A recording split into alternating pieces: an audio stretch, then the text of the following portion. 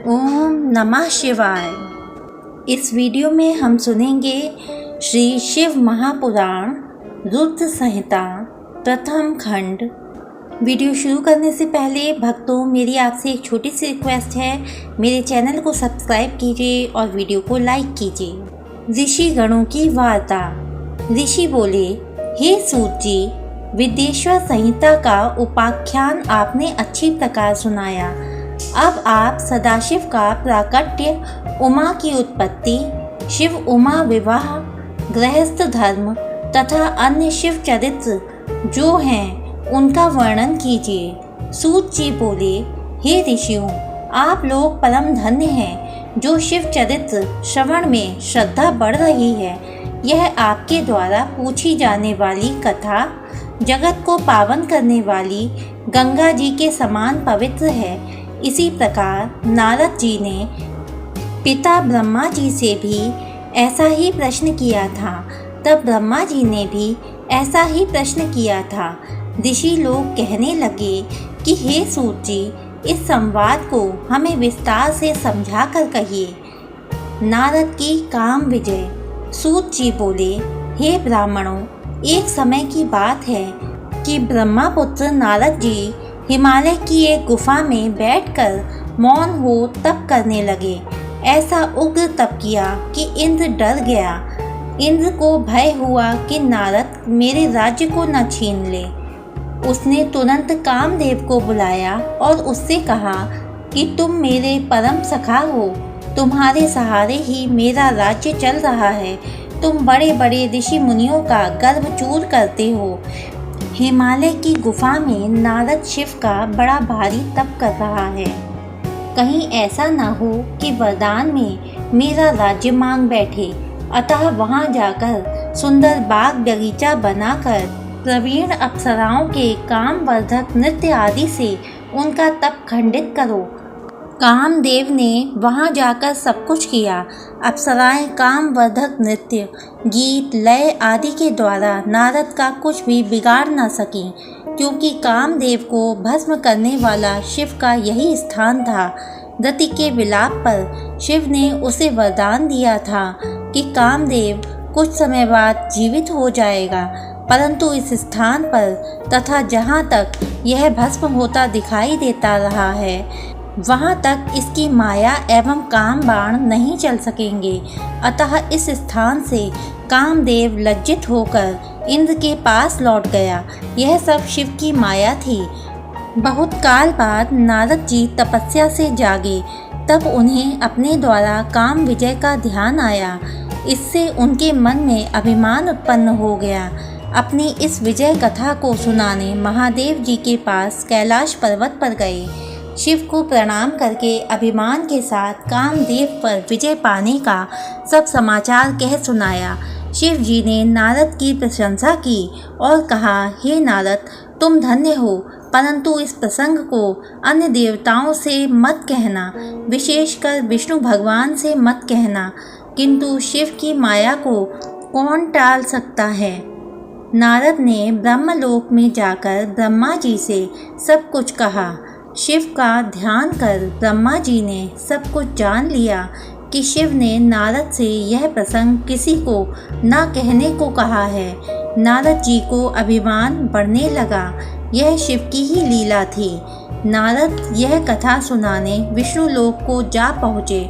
विष्णु ने नारद को आते देख आसन से उठकर प्रणाम किया और प्रेम से पूछने लगे, आपका कहाँ से आगमन हो रहा है। विष्णु का सत्कारपूर्ण वचन सुनकर नारद जी ने गर्व सहित अपनी काम विजय की संपूर्ण कथा कह सुनाई। विष्णु ने नारद जी से कहा, हे मुने, काम तो भक्तिहीन जनों को सताता है। आप तो ब्रह्मचारी, तपस्वी तथा ज्ञान वैराग्य युक्त हैं। आपको यह विकारी काम कैसे सता सकता है।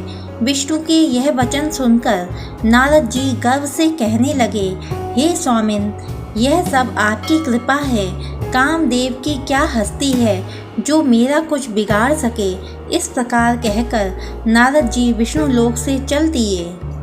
नारद का अभिमान भंग। सूत जी बोले, इसके बाद भगवान विष्णु ने एक अद्भुत माया रची। नारद जी जिधर जा रहे थे उधर एक नगर बनाया। उसके राजा का नाम शीलनिधि था। उसकी सुंदर गुणवती आभूषणों से युक्त एक कन्या थी। उस दिन उस कन्या का स्वयंवर हो रहा था। उसमें अनेक देशों के युवक राजा पहुंच रहे थे। नारद नगर की शोभा देखकर मोहित हो रहे थे। जब वे राजा के पास पहुंचे तो राजा ने प्रणाम करके आदर से बिठाया और पूजा की। फिर देव सुंदरी कन्या को बुलाकर उनके चरणों में डाला और उसके वर के विषय में पूछा कि महाराज, आप त्रिकालज्ञ ज्योतिषी हैं, इसको कैसा पति मिलेगा। नारद जी उसके सौंदर्य को देखकर मोहित हो गए। वे बोले, राजन, तुम्हारी कन्या साक्षात भगवती है, लक्ष्मी स्वरूपा है। इसको त्रिलोकी का स्वामी शिव जी के समान वीर यशस्वी पति प्राप्त होगा। ऐसा कहकर नारद जी वहाँ से चल दिए। उनके मन में विकार उत्पन्न हुआ कि यह कन्या मुझे मिलनी चाहिए, लेकिन राजाओं के सामने मुझे क्यों स्वीकार करेगी, क्योंकि स्त्रियां रूपवान पुरुष को चाहती हैं। इससे मैं भगवान विष्णु का रूप लेकर वहां पहुंचूं तो काम बन जाएगा। यह विचार कर विष्णु भगवान के पास पुनः पहुँचे। विष्णु भगवान से नमस्कार पूर्वक शीलनिधि की कन्या का वृतांत सुनाया। मैं उसके पाने की इच्छा से आपके पास आया हूँ। आप अपना रूप मुझे प्रदान कर दीजिए। विष्णु भगवान ने कहा, हे नारद जी, आप वहाँ चलें, मैं आपका सर्वथा हित करूँगा। वहाँ पहुँचने पर भगवान हरि ने अपना रूप न देकर वानर का सा मुख प्रदान किया। हरि नाम वानर का भी है, अतः भगवान ने यहाँ भक्त का हित भी किया तथा झूठे भी नहीं बने। नारद जी वहाँ राजाओं के मध्य विराजमान होकर परम प्रसन्न होने लगे। अपने आप को इंद्र के समान शोभा वाला जान ऐंठ कर बैठ गए। वहाँ 2 रुद्रगण भी ब्राह्मण के वेश में थे। वे नारद जी की रक्षा हेतु आए थे।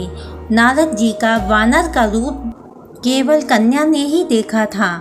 इस भेद को रुद्रगण जान गए। वे उनकी हंसी करने लगे।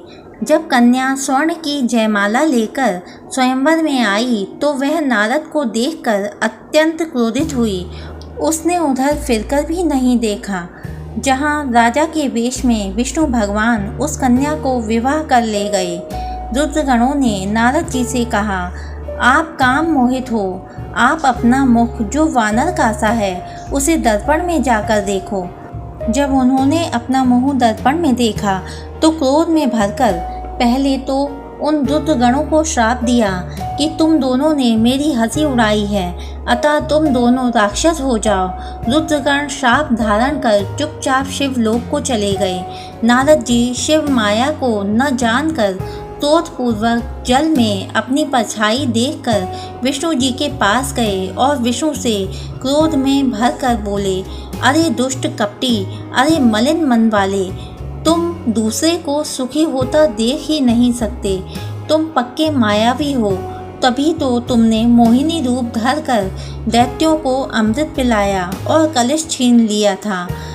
तुमने स्त्री क्लेश से मुझे दुखित किया है और स्वयं ने कपट से राजा का रूप धारण किया है। अतः तुम मनुष्य रूप में राजा होकर स्त्री क्लेश से दुखी हो गए। तुमने मेरा वानर का मुख किया है, अतः तुम्हारी वानर ही सहायता करेंगे। विष्णु भगवान ने शिव की कृपा से यह श्राप स्वीकार किया। जब शिवजी की माया का पर्दा हटा तो विष्णु के साथ जो कन्या थी वह अदृश्य हो गई। विष्णु तथा नारद असली रूप में आ गए। जब नारद जी को ज्ञान हुआ तो पश्चाताप करने लगे और विष्णु भगवान के चरणों में गिरकर प्रणाम करने लगे तथा क्षमा प्रार्थना करने लगे। भगवान विष्णु ने प्रेम पूर्वक उठाकर गले से लगाया और बोले, हे नारद, तुम चिंता मत करो। तुमने अभिमान किया था, शिव आज्ञा का पालन नहीं किया था, यह उसी का फल है। हे नारद, यह सब शिव की इच्छा का फल है। अब तुम संशय छोड़कर शिव जी के 100 नामों का प्रेम पूर्वक पाठ करो, उससे सभी पाप नष्ट हो जाएंगे। ओम नमः शिवाय।